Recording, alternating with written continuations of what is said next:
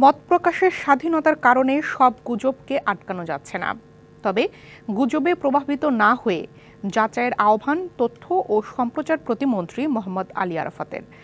বিচার বিভাগীয় তদন্ত কমিশন আবু সাইদ থেকে শুরু করে সবগুলোর ব্যাপারেই তথ্য প্রকাশ করবে বলেও জানিয়েছেন তিনি। দুপুরে সচিবালয়ের নিজ দপ্তরের সংবাদ সম্মেলনে প্রতিমন্ত্রী ধৈর্য ধরে আবেগের চাইতে যুক্তিকে প্রাধান্য দিয়ে চিন্তা করতে সবার প্রতি আহ্বান জানান। যে কোনো একটা গুজব আসলে এটা দেখে বিশ্বাস করেন না, একটু যাচাই বাছাই করেন। এবং মত প্রকাশের স্বাধীনতার নামে এই গুজবগুলোকেও আমরা আসলে আটকানোর জন্য যে প্রচেষ্টা নিচ্ছি সেখানেও সমস্যা তৈরি হচ্ছে। কাউকেই গুলি করার কোনো পারমিশন ছিল না, সংবিধান এবং আইনের অধীনে তাদের কাজ করতে হয়েছে। তাই বলে আমি এটাও অস্বীকার করছি না যে ক্ষেত্র বিশেষে কেউ কেউ আইন ভাঙেননি অন দ্য গ্রাউন্ডে।